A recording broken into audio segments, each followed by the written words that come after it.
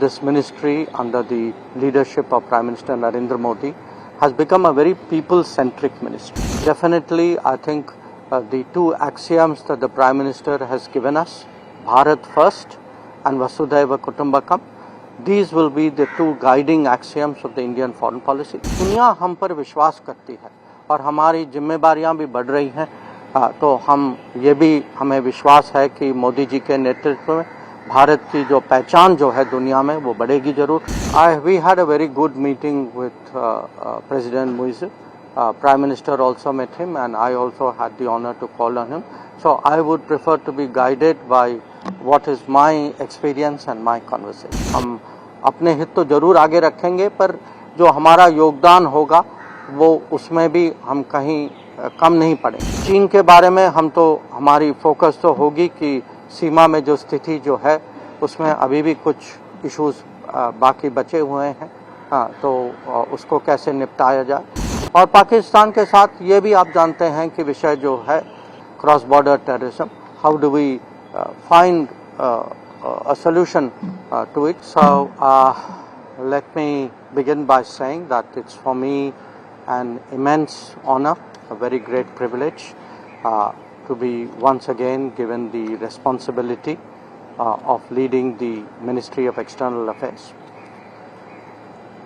You all know that in the last term this ministry actually performed exceptionally well. It rose to many challenges. We delivered where the G20 presidency was concerned. We took on the challenges of COVID, including Vande Bharat mission and vaccine Maitri supplies.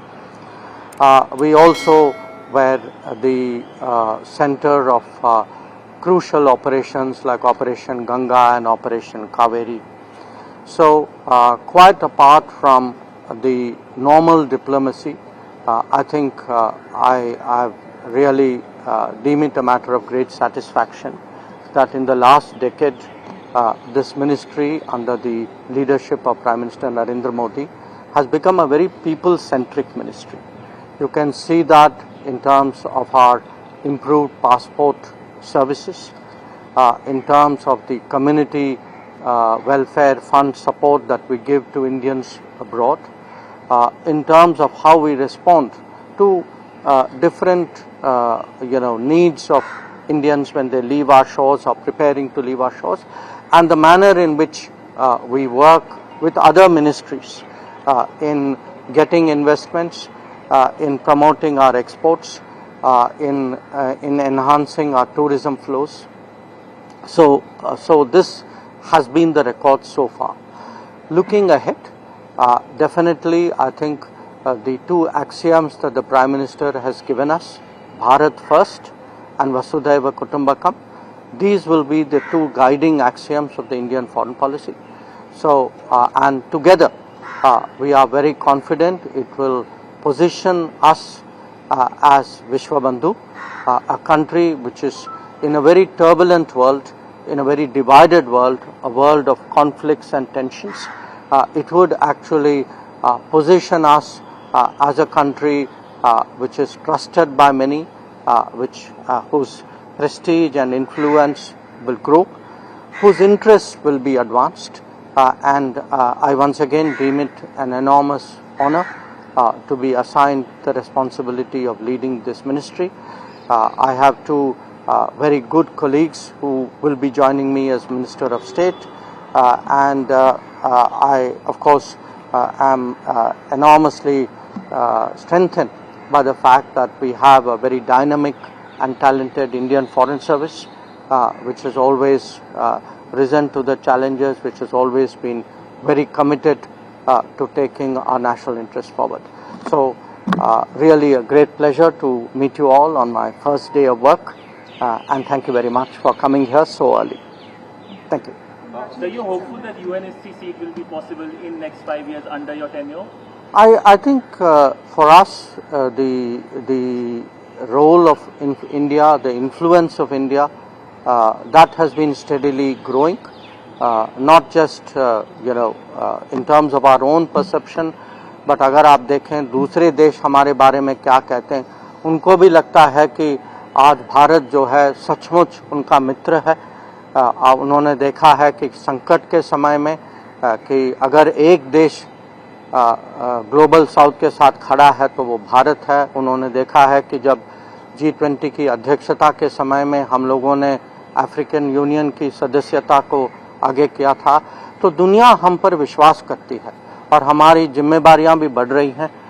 तो हमें विश्वास है कि मोदी जी के नेतृत्व में भारत की जो पहचान जो है दुनिया में वो बढ़ेगी जरूर।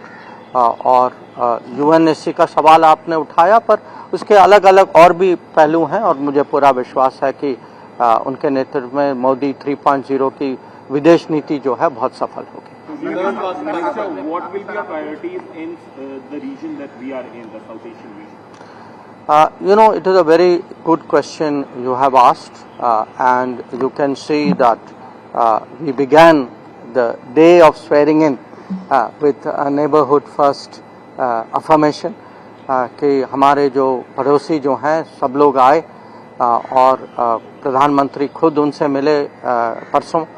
Yesterday I had met individually called on all the visiting dignitaries, and I can tell you they are leaving with a sense that our neighboring relationships will be the first priority, will be the overriding priority of the Modi government, and that is as it should be.